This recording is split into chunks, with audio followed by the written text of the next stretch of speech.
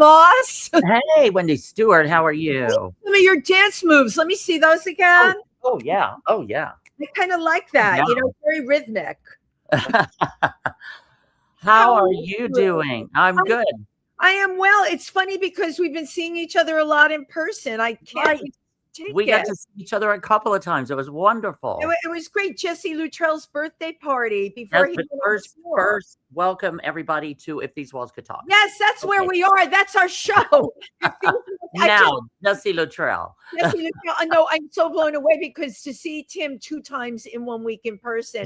You know, y'all watch this show and you think we see each other. Like, we're also crazy busy, but yeah, that was great. Jesse went to do what show? He's touring with. Oh gosh, I can't remember. Camelot?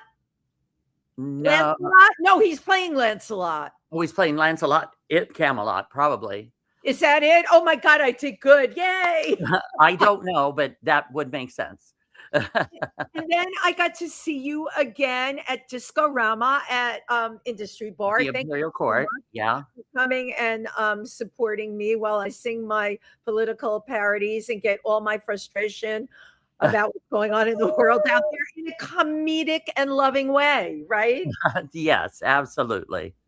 Comedic and loving. Now, you went to the Iridium to see our guests that had been on. Yeah, I had to leave the Imperial Court party at Industry a little early to get over to see Joe Denizen from I can't think of the name. It's Joe Denizen at the Iridium with Jane Getter.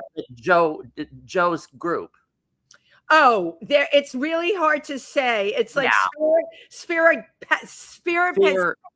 It's got a sphere in it. Sphere is there in there somewhere, right? But yeah, and Jane Getter, they were shared the bill, so I got to watch Jane perform, and then he came out to do their last number, and then there was a break, and then Joe and his group came up and performed, and Stratuspherium. Oh my God, I can't believe you remembered that. Yeah. And it was a spectacular show. And Joe, my God, he has this electric violin that just straps onto his thing and sticks out. He is ridiculous on that it's instrument. Like lightning. Thank you for the video. His precision is amazing. Absolutely amazing. But it was a wonderful night. I hadn't been there a long time. My old buddy Scott Barbarino still works there, or still does the bookings there. And I hadn't seen him in years. So it was like a reunion. And I met so many people, and it was a great time, a really great time. So that is so great. Unfortunately, you know, we missed the SAG Awards because of my show, and you were at the Iridium, but you know, Sinners won. What an amazing film. Yeah. There were so many great films that I got to vote on this year. And I watched every single one of them except one that begins with O. It sounds like Obsidian, but it's not. It's a weird name. I can't remember it. I know there's a lot of films, but I'm like the biggest film hack on the face of the earth. I use film to calm myself down, you know? Yeah. And it works. It's like amazing.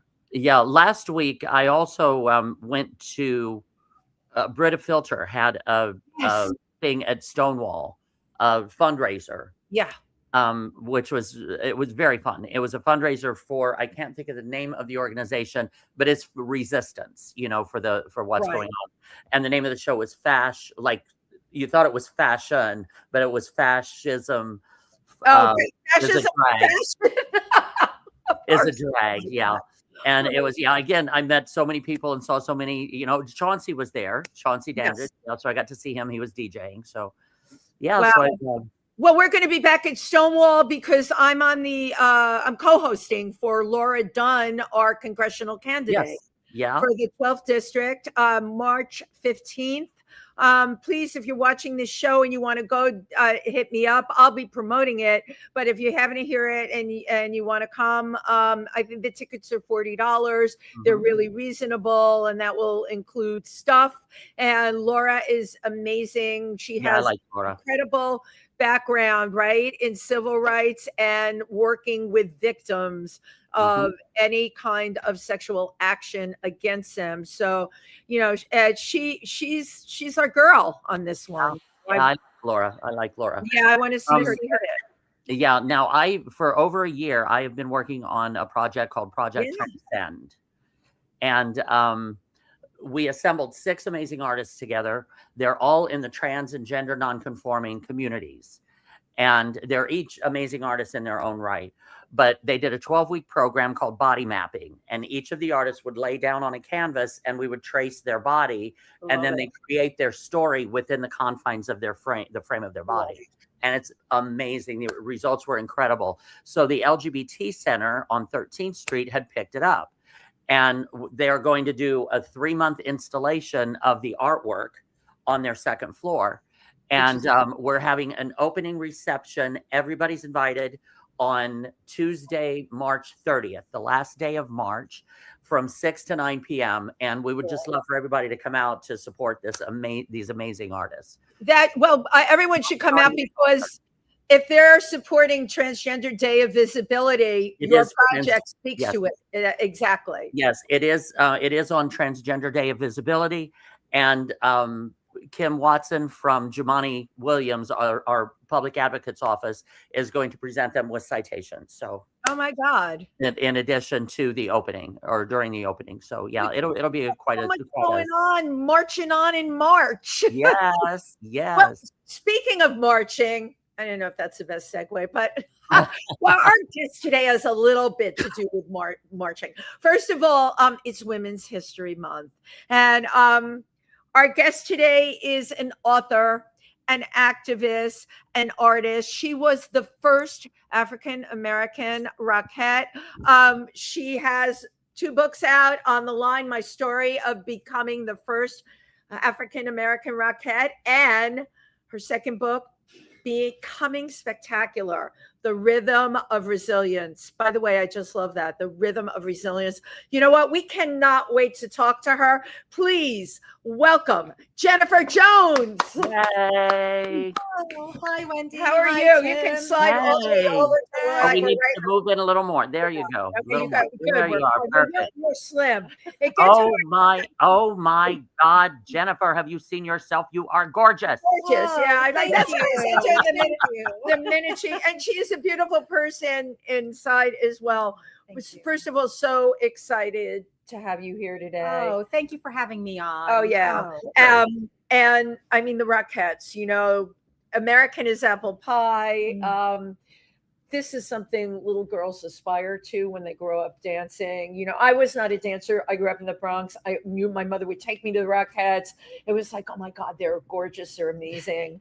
My friend Carolyn was the animal wrangler for the Rockettes every year. The camel. Yeah, the camel. She was, you had to throw that in. Yes. Unconnected. Carolyn took care of the camel, but what an institution. And you were a part of it. Yes. It's so amazing to be part of New York City. Yeah. Part of an iconic chorus line. For 100 years now. We just celebrated our 100th anniversary in December. Just to be a part of that is simply incredible. Amazing. When you were like a little kid, did you have like dreams of being a Rockette?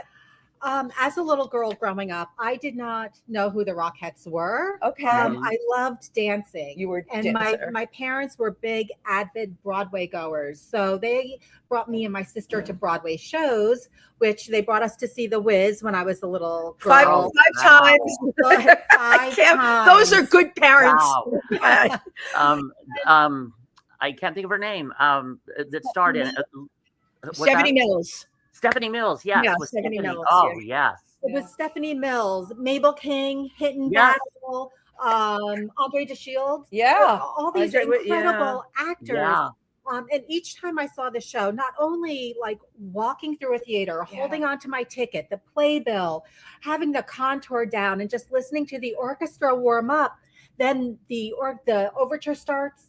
The curtain rises. Oh my God! This is the picture she's painting. Then transported into Oz for 2 hours by these powerhouse actors. And each time my parents took me and my sister to see it, it became more embedded in my DNA that this is what I wanted to do. And each time we would wait backstage and get their autographs. Oh, nice. Cool. Yes. And so waiting backstage with the pen and playbill in hand, I remember driving home through the Lincoln Tunnel and looking at the playbill and knowing that that is what I want to do with my life. I want to dance on the stage and I want to walk out of a backstage door, but I didn't know what talent I needed. I didn't know what training. I didn't know anything. Right. That's the only thing I knew, is that I wanted to do what they did. It was totally instinctive what was going on inside of you. Every cell in my body. Well, so you would go back to school. You were in Jersey, right? Yes. Yeah, Jersey girl. And you would go back to school where people were just living, their mediocre, regular lives. But Jen had big dreams. I had big dreams. So did you have mom enroll you in dancing school and that whole? Yes. My parents they put my sister and I in all sorts of after school activities, baton twirling, gymnastics, horseback riding. So we kind of had a choice of what we loved to do. They gave us, we were really fortunate to have that option, and dancing, I just fell into all the way. You loved it. What now? Did you study ballet, modern, jazz, all of it, or? Growing up, I studied ballet and tap and gymnastics. Yeah. It wouldn't be until later in life, until my college years, that I really got into modern dancing. But then all of it. And then when I came to study in New York at Broadway Dance Center, I studied the whole gamut. You did everything. Tim, did you ever go there, Broadway Dance Center? No, I knew of it. Yeah, that was the one on 54th Street or something, I think. Yes, 54th and Broadway, and then they moved to 57th. Right. Yeah. There was that place, and then there was Phil Black. A lot of a lot of my actress friends said, I wasn't a dancer. Well, I was in clubs, but I didn't do the kind of dancing you did. And they all went to those places to take class and stuff like that. So you were filled with New York. You were wow. I had that New York energy, and I was very young and very green in the business. So it was a big learning curve coming from New Jersey into New York, learning New York technique and New York dancing, learning where to find the auditions, how to audition, what to wear. So it was a big learning. And I was very nervous at auditions. Very intimidated. Oh, what were you? Same here. Old at the time. I was 18 and 19. Yeah, I was 20. It was. I used to get backstage every Thursday. Yes. You had to get it right first thing in the morning. Oh, and what was the blue one? There was one that was blue. The blue one, yeah. No, there was that backstage was red. It was kind of red, and there was one. I can't think of what it was called. Show business. There were two publications. Show business was the red one. Yeah, right. Show business was red, and backstage was blue. They were like my Bibles, and people would argue that backstage was more legit than show business. I actually got a lot of jobs from those publications. I have no idea what backstage is like now, because when I see it online, I'm like, how did these kids go through? This is garbage. There were times also I would be out the night before, just waiting for it to get delivered to get the first copy. It was our Bible, because I eventually ended up going through a lot of different agents, but at that time, that was how I got all of my auditions, and you did too. Yes, we would get it. Me and my colleagues, friends at Broadway Dance, and we'd sit in the green room, and we would just go through the paper. And I was looking for my big Broadway break, and actually, I love it. She was so focused. I know. And one of my friends said, "Jennifer, the Rockettes are having an audition. You should really go." I don't know. And so the morning of, I'm like, I'm nervous at auditions. I need to get better. I should really go. That morning, I got up, I got ready, and I went to the audition. And Radio City Music Hall was draped with the most gorgeous ladies I had ever seen, who knew how to do their makeup. They knew how to do their hair. They knew Right. Oh, it was, and the visual image, with everybody. Everybody looked perfect. I know what you mean. They're perfect. They're impeccable is the word. Yes. Absolutely. And I got at the end of the line, and I thought, they are never going to pick me. Right. And I thought about leaving to take Frank Hatchett's jazz class, because I could make it there in time. Easy way out. My inner voice pushed me back and told me to stay. Right. And I stayed. That instinctive thing. Oh, yeah. Yeah. And you got a call back? what was your first thing? They had you come out, and did you dance with the Rockettes for your first audition so they could see how you measured up? What is the process? I'm curious. I always wondered. So we had to fill out a comp card. There was a height restriction at the time. There is no longer a height restriction. If you didn't make height, you weren't allowed to dance. Viola Holmes came out and she taught a tap combination. And is she like a well-known tap teacher? She was a Rockette. And Russell had passed down the line to her when he retired. Okay. So she had worked with Russell, who was the founder of the Rockettes in 1925 in St. Louis, Missouri. Amazing. So she taught the tap combination, and I did not have my tap shoes. And are you kidding? This was a learning experience for me. So I did it in my character shoes. And then she taught a jazz combination. And then Cheetah Rivera was casting for her tour. Oh my God. Off can kicks and jump splits. And of course the iconic Radio City high kicks. But then you had Cheetah Rivera on top of the regular audition. Then you had that thrown in. Right. And you had no tap shoes. I had no tap shoes. Oh my God. Note taken, duly noted. So the stage manager tapped me on my shoulder. He said, Jennifer, we're giving you a call back. Bring your picture and resume, which I didn't have. And your tap shoes. Right. And the few days later, I was back at the audition with my tap shoes, with my picture and resume. Yeah. And it felt a little easier the second time, right? Because you were a little more together. I was a little bit more prepared, but I was still taking notes. I was still very green. Right. Well, it's the green thing. I auditioned for Sugar Babies. I did because I'm not a dancer, but Dorothy Palmer, I don't know if you remember her name in the business. She would frequently send people up that she thought had a chance because of the type that they were. I was like, Dorothy, I don't dance. She said, just go. I went. And we got up to the dance combo. Jenna, I didn't know how to do a combo at all. And they wanted, what is it called? 4 on the floor? Where you go across the floor. Yes. Oh, forget it. I was like, well, they came over and tapped me on the shoulder too. And told me to leave.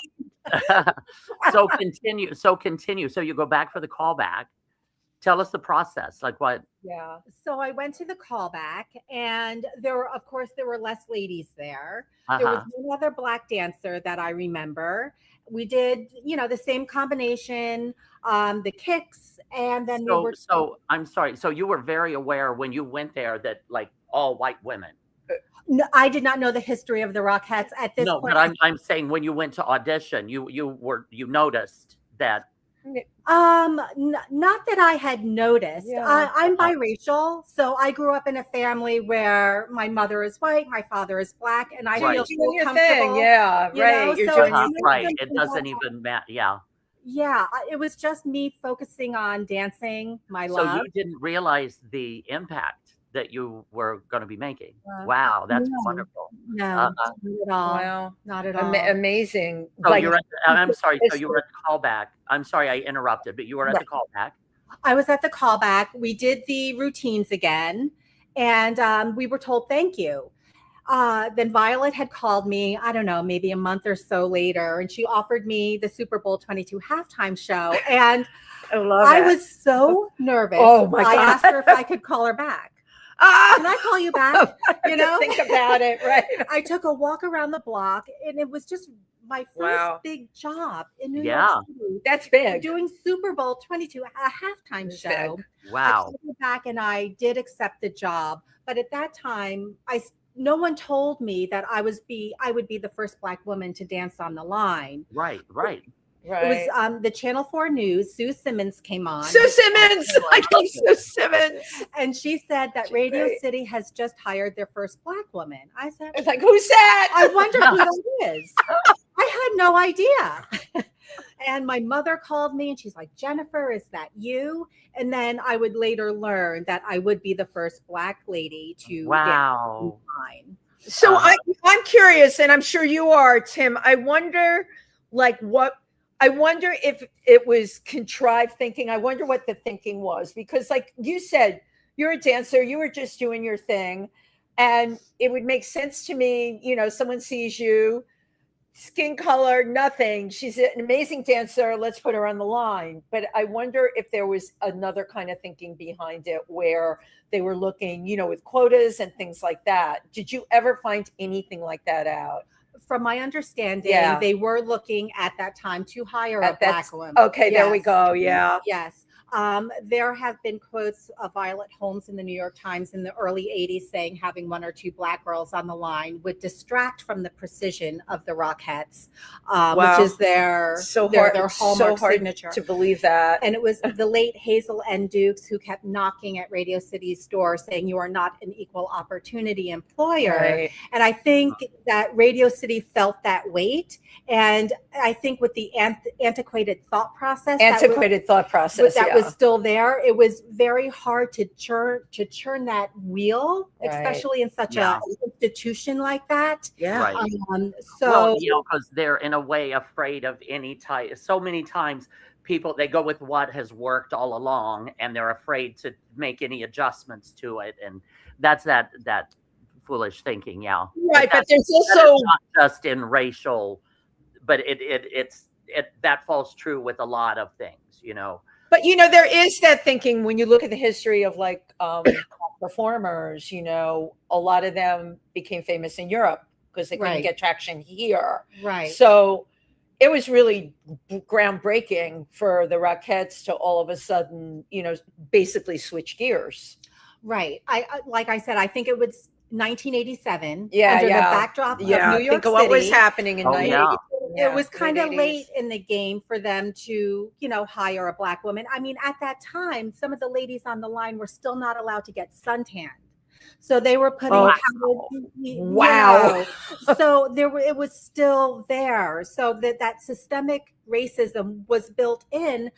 And remember, Russell founded this group in 1925, and Black performers were not even allowed to dance on the same stage as white performers. Exactly. Right. So, I mean, that is just the foundation of where it was. Right. And that's why we have all these beautiful Black dance companies, Dance Theater of Harlem, Alvin Ailey. Right. So when you think of it in 1987, you would have thought that maybe there would have been that change, but Russell was still alive. Violet had just had the line. She worked with Russell. A lot of the ladies, when I came on the line, had worked together for 25, 30 years. So there was that thought process. Right. So even when just one person comes in, just even when I came into the line. Yeah, it was all the new girl. It was the change, but still that process of still changing the institution.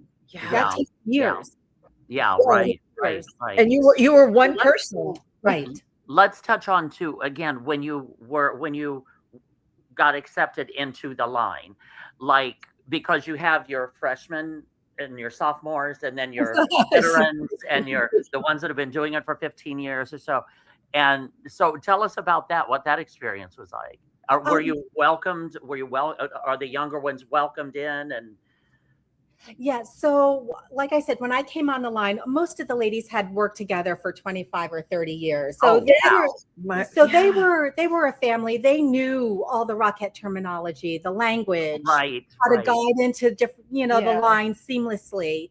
Super Bowl 22, they did hire extra ladies, so there were a few. Thank God, right? A few newbies, right? But that would be so intimidating. Oh my God! I know. I was thinking, it was a lot to learn, and to be the first Black woman to be on the line, there were a lot of interviews. All eyes are going to be on you, right. And there were some ladies on the line, some people in the organization who did not want me there, but there were some ladies on the line and people within who were like, yes, we did it. You're here. We did it. Right. And I leaned into those ladies and those people in the organization who were ready for a Black woman to be on the line. And I worked with them to become the best Rockette possible. I love it. I just love that you just said that. Because I'm sure there were some that thought you got it simply because you were Black, not necessarily that you earned it and that you were capable of that,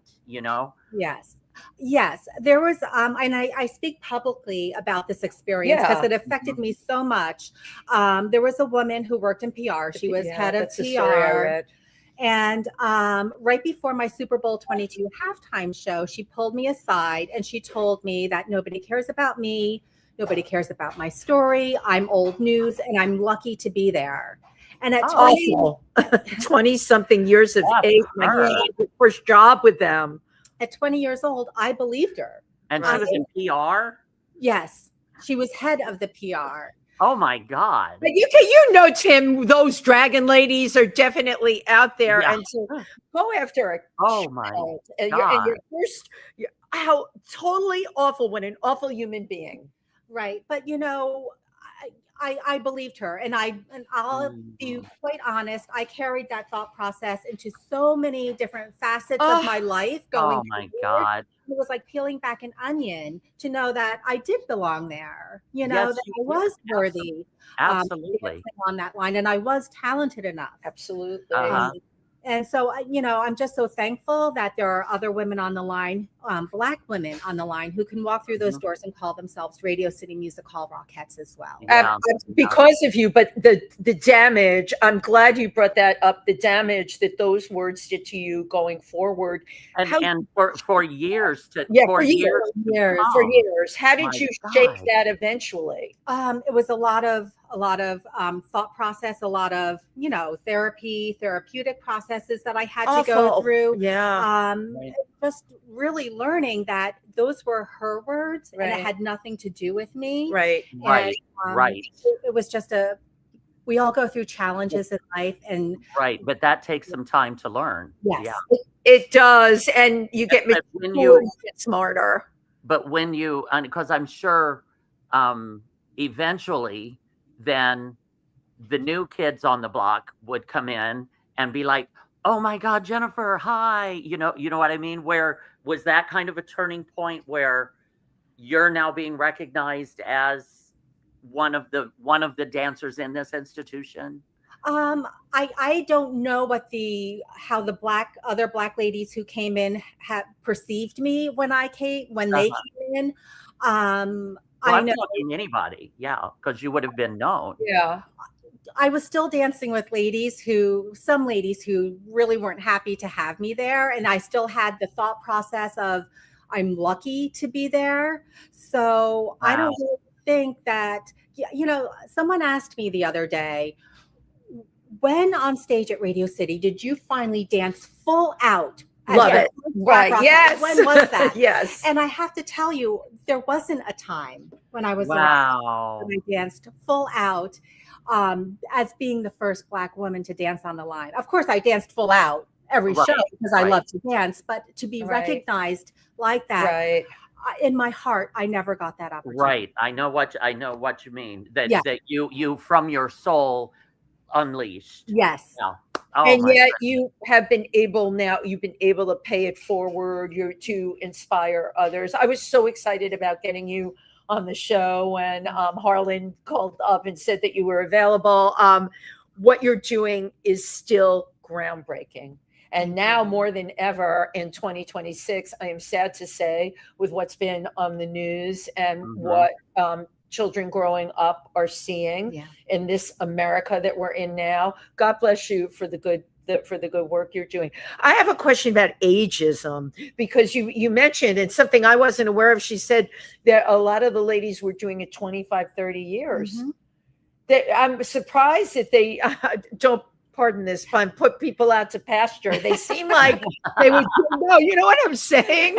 It's like I talk about this with Dorothy Bishop all the time because I'm still going strong in the amount. I've known people like your PR person. I've been the one taken aside. They're like, listen, you know what? Your ship came in and you missed it. Okay. But in a way, like what you were saying, that the status quo. Sometimes they like to keep it the way it has been and keep what has been working, and you know, without changing. So I could see how year after year after year after year could turn into, 15, 20, 25 years. And I'm surprised there was nothing with ageism. No. So when I came onto the line, there was a roster in place. A roster included 36 women, and it's 36 women because 36 dancers fit across Radio City Music Hall stage. Wow. So 36 women were considered full-time Rockettes, which meant we got healthcare. Yeah, the benefits. We had maternity leave of absences. So when Jim Dolan came in and he bought the Rockettes, he's the owner of Madison Square Garden, the Beacon Theater, the Sphere. He broke the roster, which meant no more maternity leaves, no more leave of absences, no more full-time benefits. So now there's a core group of women, and they are considered full-time Rockettes. I'm not quite sure on that number. With no benefits. I think the core women do, but I don't know. Right. They're from the Christmas show, they have like a percentage that they call back to do the next year's Christmas show. And then the other ladies have to re-audition every year. Re-audition every year. That's tough stuff on the psyche. Yeah. Let's talk about the body and the injuries and the wear and tear on your joints and your muscles. Right. Because now when you auditioned, you said a height requirement, like you had to be within 2 inches, all the women? No, the height requirement at the time was 5'5.5" and 5'9" and a half. And you would think that's a big difference. Yeah. You would think that we would be more even, but the line is an optical illusion. Oh my God, that's so cool. Yes, right. So it's the little ladies on the end. On the end, and then it goes, And we guide each other's to our shoulders, to the tall ladies in the middle, and then it declines on each end. Wow. And we kick eye height, so it looks like we're all eye kicking height. Oh, I never knew that. So I never knew any of this. Is great. We're getting all the insider information on the Rockettes, and when I go see them again, now I have all this stuff that you get. So when you kick, your foot goes up, your leg has to be straight, and it has to kick up to your eye. To your eye height. So it looks like we're all kicking the same height. Right. It looks like we're all the same height. And you can especially see it in the wooden soldier in the big turn. Yes. The tall girls are in the middle taking the teeny tiny steps in the middle. And the little ladies on the end are doing like tourgetés around leaps. Yeah. Leaps. It's very difficult. Yeah. It is. You have to really, I wasn't going to say you have to be the best dancer, but you've got to be really great at that kind of dance. That's a whole other the precision, group set precision is amazing. It's really, it's really a mindset of knowing when the choreographer tells you what angle your arm is at, what angle your leg is at. To have that as an individual dancer, to have that technique, and then to be able to work as a team into guiding and doing the circle of kicks.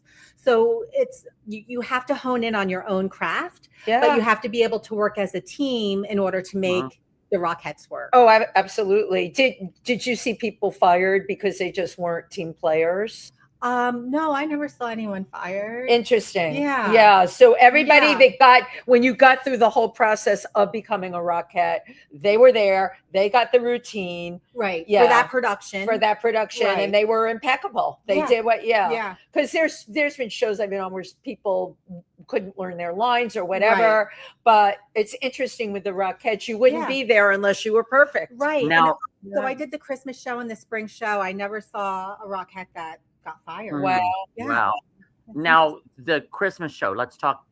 And I love the Christmas show. Me too. Ted the Camel. I'm telling you, those Rockettes work. They work that show. And is that the same Rockettes in every scene, or every time the Rockettes come out, it's the same women? Like they don't have alternate or a different troupe backstage that does this one? And so when you go see the Christmas show, for that show, you'll see the same line of ladies for the entire show. Oh, yeah. So they run back, change, and get back and ready to go. And it's a lot. Thank God for dressers. Yeah. Thank God for it's still a lot, right? They do all the presets. They repair the costumes. They make sure we have the right shoes. But they do have 2 troupes now for the Christmas show. They have a gold troupe and a blue troupe, a morning and evening. Because it wears on a human being. Right. That's a lot. Right. It's a lot of work. They're athletes. They athletes. No, they are. That's what I was thinking.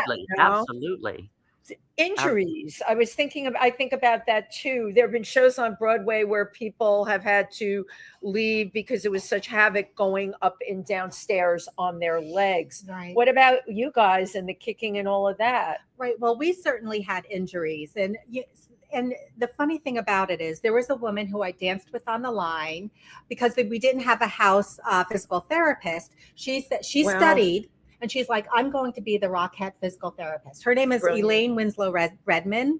And she is now the in-house therapist at Radio City Music Hall for the Rockettes. Brilliant. Yes. I can't think she knows the kinds of injuries they're going to get from doing this. Yes. Wow. And it's a beautiful setup that she has on top of Radio City Music Hall. She takes care of all the ladies and all their injuries, and she makes sure that they're put together 100%.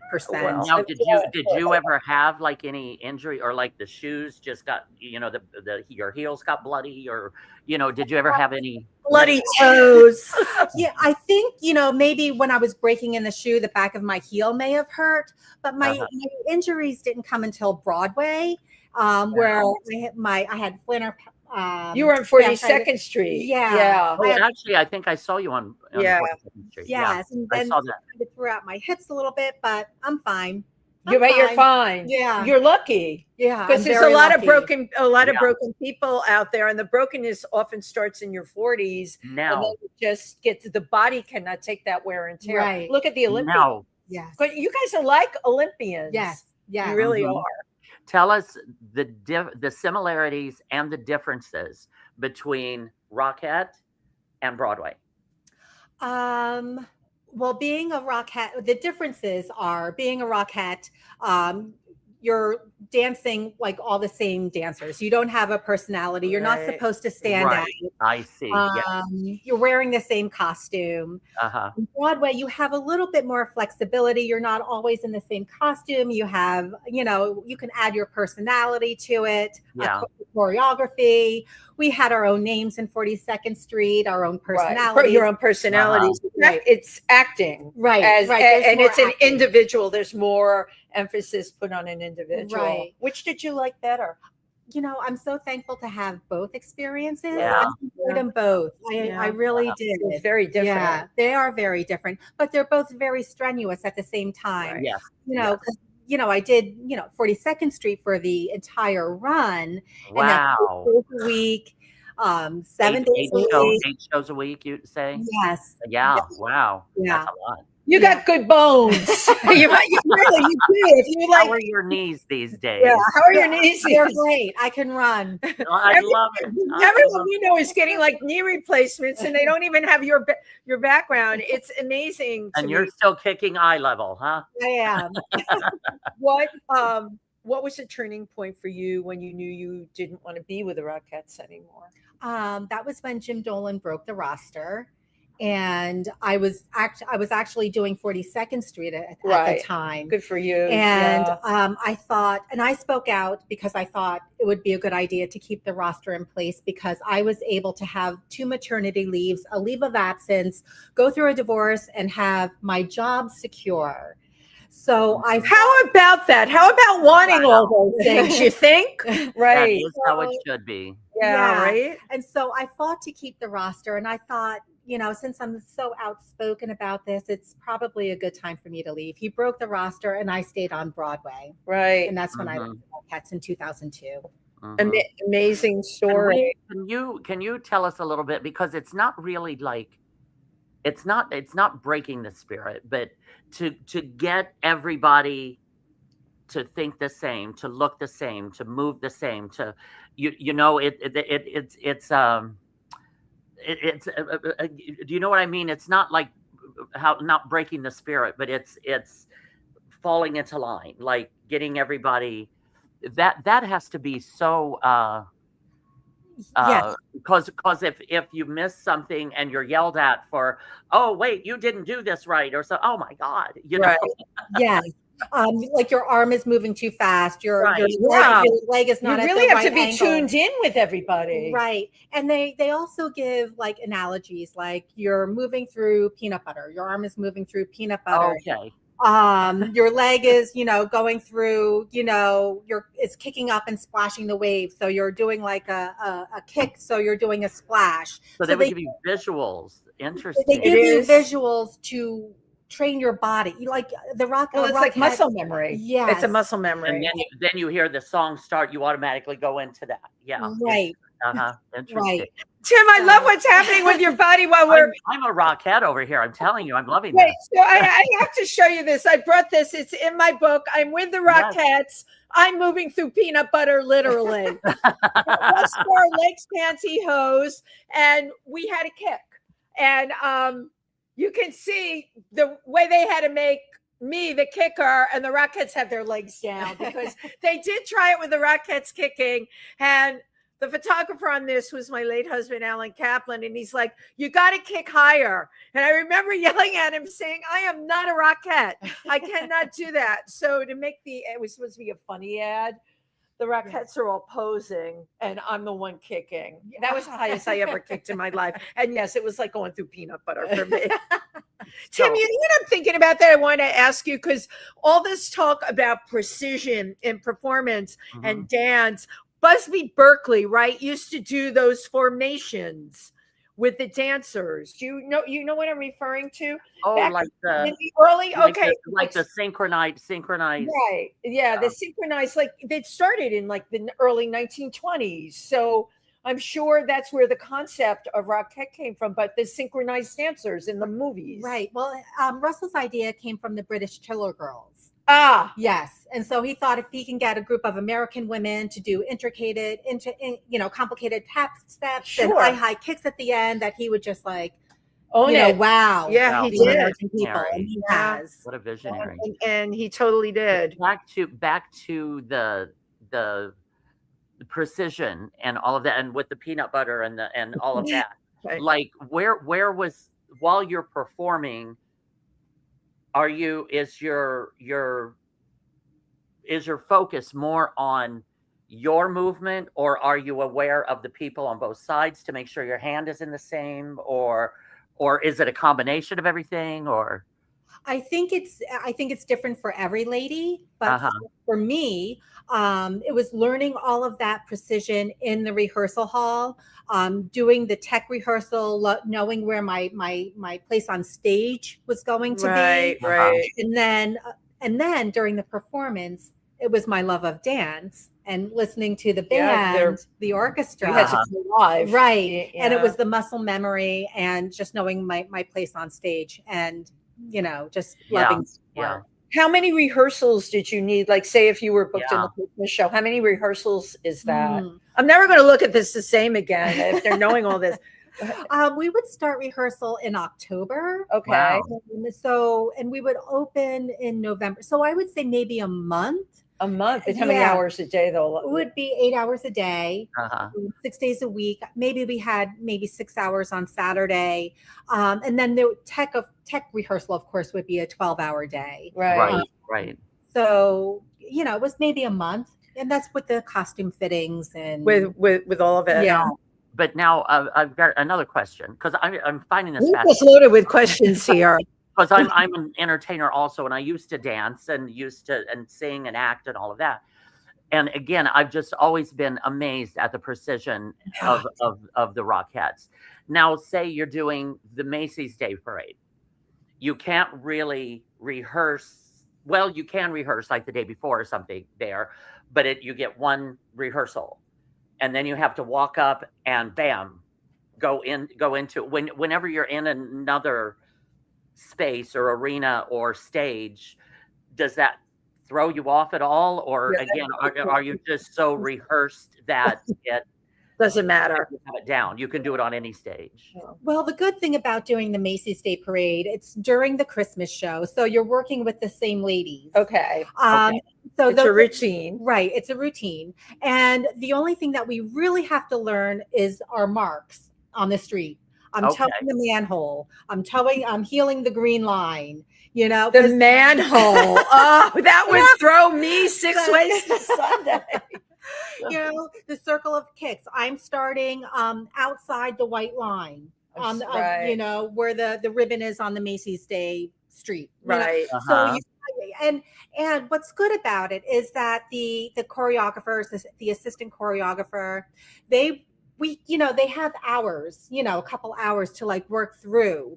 So you get they say, look where you are. We're going to take it from, step C to step D. Look where you're going. Wow. Look at your line. So they really want everyone to feel comfortable and 100% when they're performing. Wow. Yeah. You really have to be versatile. You've got to be able to rise to the occasion of being precise, no matter where they put you. Yeah. There has to be some kind of cognitive, though, instinctive connection between the dancers. The Rockettes have had conversations about it does take a certain type of brain process to be a Rockette. Just to instinctually learn how to be so precise, know what they mean. You're moving through peanut butter or kicking, the lake to get the splash, to be a certain thought process. But again, that the dancer really has to hone in on her craft before she can be a part of something. Right. And there's also got to be a certain amount of like sisterhood or trust between each other, and right. That pause said everything. Sometimes there's not. I guess sometimes people are not trustworthy of each other. Or sisterhood. Yeah, it's not a sisterhood. Which actually brings me to your book, On the Line, My Story of Becoming the First American Rockette, and then your second book, Becoming Spectacular, The Rhythm of Resilience. Talk about who you are, how all of this affected you, because I know it wasn't a cakewalk. Right. Yes. So I wanted to write about my journey. Your journey, your personal journey. My personal journey, and for years, even when I was doing 42nd Street. And I picked up the pen and paper so many times, and then I put it down, and, I just tried. And it wasn't the right time until the universe says it's the right time. Absolutely. Right. And so the first thing I wrote was my children's book. And I wanted to write a children's book because I knew at such a young age that I loved to dance. And I knew that's what I wanted to do. Right. And I thought that if there's another child out there who knows that if they want to be a chef or an astronaut or a soccer player, that the parents or a teacher can like help foster that. Absolutely. Mentor them into becoming that. Yes. And what I love about my children's book is the last line. And I hope it fosters a conversation between the parent and child or teacher, and to what does that child love to do most in the world. Right. So I really hope that my children's book, On the Line, inspires that. And I also wanted to write Becoming Spectacular, my memoir, because I really wanted to document, number one, my Rockette legacy. Absolutely. And it took me so long because I had more to share about my life. Yeah. I thought there was more that people could learn from. Sure. I could show that there's, something that happens beyond becoming a first, beyond dancing under the bright lights. Right. So I wanted to share more of my life in hopes that could help others. Well, you also said you were mother while you were Rockette, right? What was like coming back after the pregnancy, or even I hid my pregnancy for 4 months. I did a Duncan Hines commercial, 4 months pregnant, and it was Procter & Gamble, and everybody said, don't let them find out or they will fire you on the spot. You will become a liability. And they had a special counter built for me because the director came over and he said, you don't look the way you did in your picture. I said, I've gained a few pounds. And he said, no, you're pregnant. So the cat was out of the bag. And, but you know what? He stood up for me, and he did. But I remember thinking, this is an awful business to be in, because what happens to our bodies when we're pregnant, where we should be joyful, not hiding your pregnancy. Right. How did you handle it? Well, I thankfully had maternity leave where I could enjoy my pregnancies. You could enjoy that. How long did you last on that line pregnant? Or I don't think I didn't dance during my pregnancy. Not at all, right? No. And I was hiding mine. God. I was modeling underwear at 3 months pregnant. Oh, wow. And the designer's saying, God, you're really filling out those bras. Because I wanted to, you know what? I even now identify with what I do, but I identify more now with who I am as a human being, what I can bring to this world. You get that when you get older and you get more mature. How were you able, like in your mind, you were pregnant, but did you go back to thinking, oh, you know, I'm a Rockette, I'm missing this, I'm missing that? I think during the time of my pregnancy and after my pregnancy, there was always that, oh, it's a 6-show day. You know, this would be my break time. This is half-hour call. Yeah, so it took a long time for that to get out of my head. Oh, we would be doing Christmas in New York right now. You know, right. So, that was just always embedded in me. Yeah. My pregnancy. It's tough. It's a tough thing, you know, because you're earning your living like this, and your identity really gets tied up in it. And you know, I used to think, oh God, you're a bad mother when my baby had colic, my screaming bundle of joy. I was back working 3 weeks after I lost the weight, like immediately. I worked out. I broke water in the gym. That's pretty bad. Wow. No, that's compulsive. That's nuts. I'm glad I have a daughter that has like a normal job and looks at her own body normally. That's what I wanted to show you. But I admire, you know, you did 2 pregnancies. Yes. Amazing. Yes. And still, you know, did you think, I want to talk to you. You are a colon cancer survivor. So important to share that. The young people that are being diagnosed with colon cancer in their 20s and 30s, Tim. Oh my God. Yes, colorectal cancer is now the #1 disease being found in younger adults. Researchers are finding it, and they don't know why. Wow. I was diagnosed at the age of 50 under a routine colonoscopy. I had just turned 50, but I knew something was off. I knew something was wrong, and I thought, oh, it's a dairy allergy, gluten. I'm getting because old. You can't know because or it could be, oh, I just turned 50. That might be what it is. You know, you don't know because your symptoms are similar to, like, you know, acid so many things. Right. And so I went for my colonoscopy, and when I was coming out of anesthesia, my doctor said, you have cancer and it looks like you have about 5 years to live. Oh my, okay, hold on. I mean, first we had the woman in PR that told you you're not special. You've had the double whammy. Now, this is terrible bedside manner, first of all. We've all had that anesthesia. You're completely groggy. And he hit you with that? Yes. And so I was immediately ashamed and embarrassed. I, at the time, was vegetarian for 25 years, working out every day, a former professional dancer.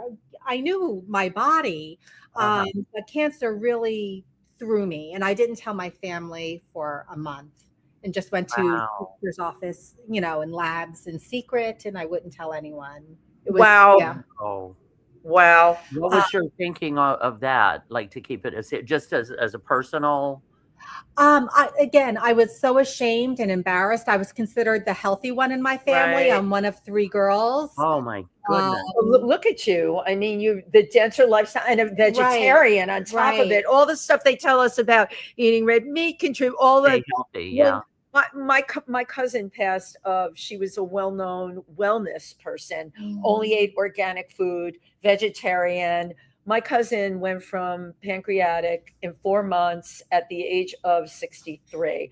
That I have never recovered from. It was only a few years ago, because when people don't fit the profile, it makes you start to question anything. And my mother in 96, I believe it was, or 97, I think it was 97, they had done exploratory surgery and found a mass the size of a grapefruit in her colon. Because we didn't have regular colonoscopies at that time. And that was the only way. They just happened upon it. And by that time, it was too late. So how old was your mom? She was 68. And she was diagnosed on Memorial Day weekend and passed on Labor Day weekend. Oh, it was very, very quick.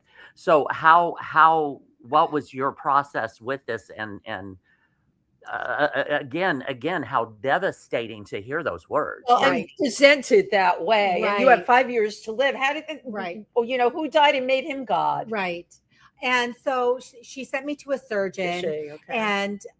And the one thing I want to say is you have to be 100% comfortable with your doctors. Yeah. I changed who she recommended, and I went to Memorial Sloan Kettering. Yeah, of course. You know, greeted by an almost all-female surgical team and oncology team. And I think that was halfway for me to feeling better. You should be able to sit in a doctor's office and ask question after question after question. Absolutely. They put me on chemotherapy treatment immediately. It was K-pox, and I had to take 2 pills in the morning and 2 pills in the evening with food.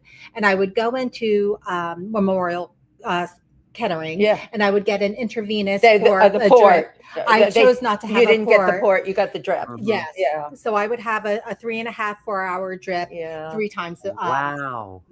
Every 3 weeks. Yeah. So 4 months into my chemo treatments, they kind of wanted to see if anything was taking.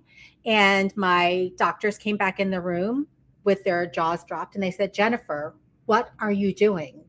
They said, "The cancer is almost gone. The tissue is almost clean.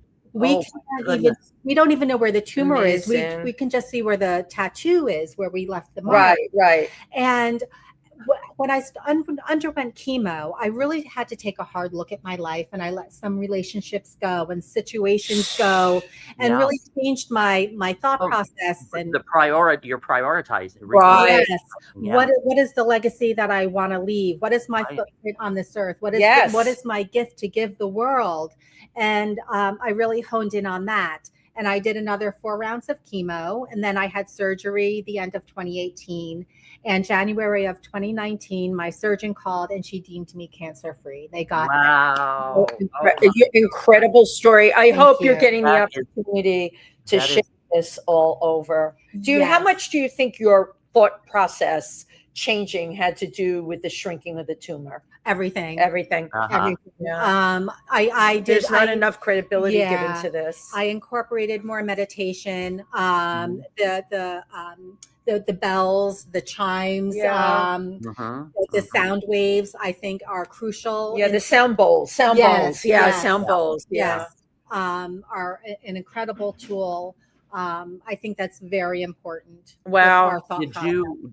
Did you have the kind of the mindset that this is just temporary, that you're going to be fine, or were you scared? Were you? I mean, of course you would be scared, but I think upon my initial diagnosis, I was thinking, I'm never going to see my kids graduate college. Well, that's terrifying that it was presented to you. Yeah, or I'm never going to see them get married or meet my grandchildren. Right. And then the more I went into my chemo treatments, the more maybe I wanted more than 5 years. So I wanted to realign these cells and have more green light and white light come into my body and kind of make myself. Wow, that's amazing. Focus on realigning your cells. Yes. Yeah. I know about a lot of that. Yeah. I'm so proud of you. I mean, I'm so happy for you. Happy for your family. I'm proud of you. I'm just really incredible, because that's unconventional. The path you took was unconventional, and it worked. Right. So what was unconventional? That's going from instinct. Right. Yes. But it was also using, medical. It's what the mind-body connection. I'll talk about that. You used heavy-duty medical. Yes. Sloan Kettering is heavy-duty medical. Right. What they have proven is you do that, and then you offset it with the mind connection, restructuring your cells, cleaning the cancer out of your body. This is all like very focused meditation. Not everybody can do it. Right. Well, because we're told in our society, we're not even given it to consider. Right. Right. And I did include even more juicing of vegetables. I did a wheatgrass shot every time I had chemo, the drip, wheatgrass shots. I included beet juices and kale juices so I could get those nutrients, because I couldn't eat all of that. That's a lot to eat. Right. Drink it. That was really smart. And you came upon that process yourself. That was your wow.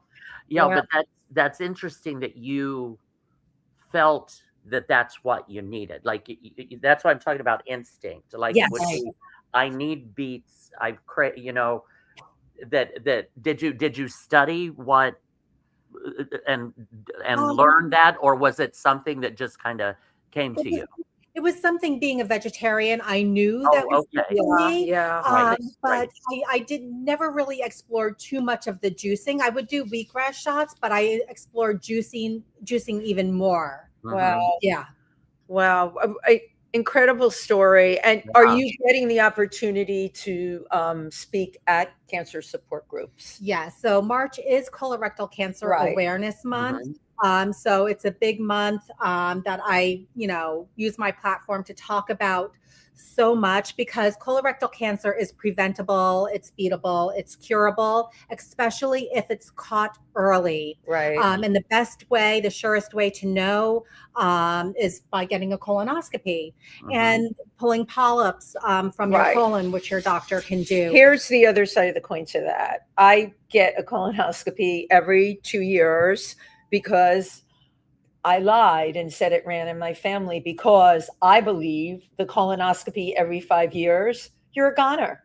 A tumor can grow really big in 5 years. So one of the times I went, I couldn't get it paid for. I paid for the whole thing out of pocket. However, the guidelines, and Jen knows this, and you probably do too, Tim, the guidelines are every 5 years, past 50 or... Yeah.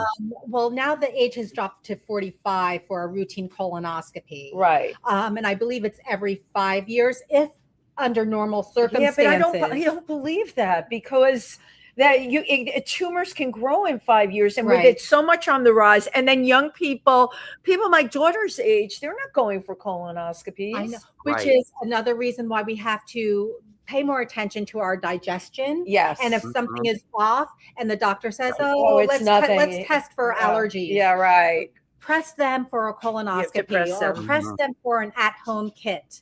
Let's talk a little bit about, I know we're running over, but this is a subject that is very near and dear to me. Talk about the at-home kits. So from what I understand, a lot of people are afraid of the prep for a colonoscopy. There's nothing to be afraid of. It's not a great way to lose weight, but go on. Sorry. Sorry. So there are other options, which you can, have an at-home kit that has to be prescribed by your doctor. Right. And you go to the bathroom in a box, you send it off to a lab, and a lot of times it comes back a false positive. I've had a girlfriend who wanted to do it that way. It came back false positive. She had to go get a colonoscopy. It's the surest way to know. Right. So they're not foolproof, although lately in the last 6 months, they've been advertising them all over TV. Yes. So that's interesting. They don't mention the false positive thing except in the fine print. Right. I think it's important just to get screened, no matter how. Just do it. I agree with you. And like I said, the doctor has to prescribe it, so he's going to get the test. Right. But oddly enough, I just noticed this month I had on my calendar colonoscopy time. Because it's been obviously 5 years since I've had my last one. So Tim, you need to do that. The anesthesia is so great. It's strange that we're talking about this, and I just saw it a couple of days ago. That's the universe talking. Yes, and think of how relaxed that anesthesia. That's the only time I'm not worried in my life. Oh, right, and what a great sleep. It is. It's like all of a sudden uninterrupted. I wake up. It's like I slept 15 hours. I feel like so great and so energized. And then I always bring something with me to eat, because you're not allowed to eat before. Right. I look forward to like my little egg salad sandwich and everything. It's so much fun. Yes, but it really does save lives. It does save lives. It really saves lives. And it's great that you are again paying it forward, talking about this. We have a couple of comments. I just want you to talk a little bit about your Dancing Jen doll. Yes. How do people get the doll? So you can get Dancing Jen at Walmart Marketplace. Nice. I designed Dancing Jen because I wanted the kids to have like a tangible reminder that thoughts become things, live your dreams out loud. Absolutely. And I just thought that if they could like hold on to Dancing Jen and walk, throughout their day, that they can remember that they matter and to always follow their dreams. I love that. Follow your dreams. We have some comments, which of course I can never see. Well, Rose, oh, good. Our friend Rose Trentman. Rose was the first female boxing commissioner. Yeah, she's amazing too. Yeah, she's a dear friend of ours, and she says happy kicking. And did she know Lillian Colon? The first Puerto Rican one. Yes, I know Lillian and I know each other. Yes. Oh, that's wonderful. We went to the line together. I love that, And Savannah Lauren says hello, everyone. Hi, Savannah. Great to see you. Thank you for tuning in with us today. It's been a while. Wow. Amazing conversation with you today. Absolutely. This is wonderful. If I'm going to take a quick picture of us. Oh yeah. Well, I've got us online because we do it online now. Otherwise it comes out blurry. So our audience has to just go with us. Yeah. So for whatever reason, after the show, it comes out blurry. But so, all right. In 3, 2, 1. And it didn't do it. Sorry, there was a delay on that. We'll do one more. As soon as the preview moves out, there we go. In 3, 2, 1. There we go. Thank you. Oh my goodness, Jennifer Jones, this has been an absolute delight. Thank you so very much. What have you got coming up that you want to share? If you're going to be anywhere or talking about anything, or I will be at the Broadway Museum on Tuesday, the 24th. With Eric McMillan talking about with my memoir, Becoming Spectacular. I love that. I have an idea for a middle grade book that I'm brewing about, so stay tuned for that. It's absolutely fabulous. Great. Thank you for sharing that. Thank you for being here today. And my God, this wonderful show. We wish you, of course, the best with everything you do. You are light, you are beauty, and absolutely. To If These Walls Could Talk today. Thank you to everyone who tuned in, and we will be back next week. Have a wonderful rest of week. Bye-bye.